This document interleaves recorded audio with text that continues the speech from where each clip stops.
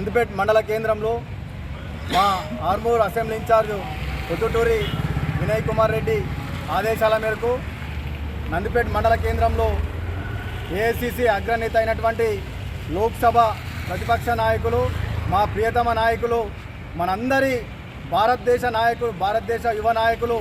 మన రాహుల్ గాంధీ గారి జన్మదినం సందర్భంగా నందిపేట మండల కేంద్రంలో మండల కాంగ్రెస్ పార్టీ ఆధ్వర్యంలో ఆయన వేడుకలు ఘనంగా నిర్వహించడం జరిగింది. వారు ఆయురారోగ్యాలతో మన యొక్క సుఖశాంతులు కోరే వ్యక్తి కావున ఆ భగవంతుని కృప వల్ల వారు నిండు నూరేళ్ళు సుఖశాంతులతో బతకాలని చెప్పేసి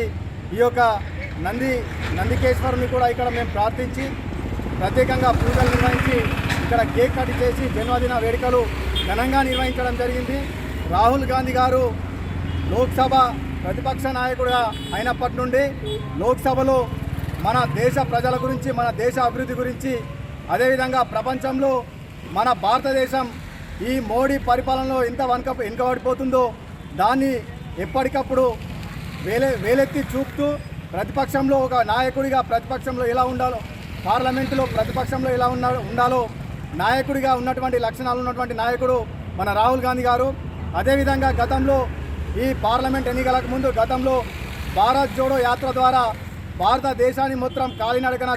చుట్టుముట్టినటువంటి మహానాయకుడు రాహుల్ గాంధీ గారు. ఈ జోడో యాత్ర ద్వారా భారతదేశంలో ఏ ప్రాంతాల్లో ఎటువంటి సమస్యలు ఉన్నాయి, ఎక్కడెక్కడ ఏ ప్రాంతాల్లో ఏ కులాలు మతాల వాళ్ళు వెనుకబడి ఉన్నారని చెప్పేసి ఈ యొక్క భారత్ జోడో యాత్ర ద్వారా తెలుసుకొని గతంలో ఏదైతే తెలంగాణ రాష్ట్రంలో ఎన్నికలకు ముందు మనకొక హామీ ఇచ్చారు. భారత్ జోడో యాత్ర ద్వారా ఎక్కడైతే మనకు రిజర్వేషన్లు అందాక, అదేవిధంగా కొన్ని ఆర్థిక సమస్యల వల్ల, అదేవిధంగా ఏదైతే మన రాష్ట్రంలో కానీ మన దేశంలో కానీ ఎక్కడ ప్రజలు ఇబ్బందులకు గురవుతున్నారో వాళ్ళకి మౌలిక వసతులు ఏంటి అవన్నీ కూడా తెలుసుకొని మనకు తెలంగాణ రాష్ట్రంలో ఒక హామీ ఇచ్చారు. ఏమని ఇచ్చారంటే బీసీలు చాలా వెనుకబడి ఉన్నారు దేశం మొత్తం మీద, రాష్ట్రంలో కూడా వెనుక మొత్తం ఉన్నారు కాబట్టి మనం ఖచ్చితంగా బీసీ కులగణన వేయాలా, బీసీ కులగణన వేసి వాళ్ళకు ప్రత్యేకంగా రిజర్వేషన్లు కల్పించి వాళ్ళకి అన్ని రంగాల్లో కూడా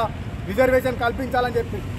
ఇచ్చిన హామీని తూచా తప్పకుండా రాహుల్ గాంధీ గారి సూచనల మేరకు రేవంత్ రెడ్డి గారు తెలంగాణ రాష్ట్రంలో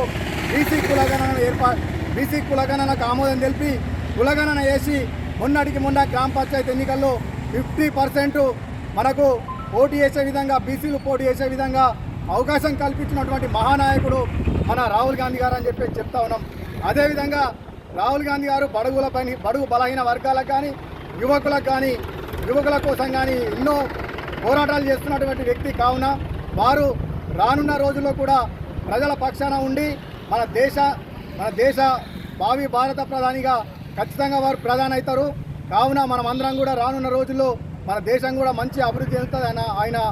ఆయన రాజకీయ ప్రస్థానంలో అని చెప్పి చెప్తూ మరొకసారి ఆయనకు మన నందిపేట మండల కాంగ్రెస్ పార్టీ తరఫున జన్మదిన శుభాకాంక్షలు తెలుపుతూ ఇక్కడికి విచ్చేసినటువంటి మా మండల కాంగ్రెస్ పార్టీ సీనియర్ నాయకులకు అందరికీ కూడా ప్రత్యేకంగా అభినందనలు. మరొకసారి రాహుల్ గాంధీ గారికి మరొకసారి జన్మదిన శుభాకాంక్షలు. జై హింద్.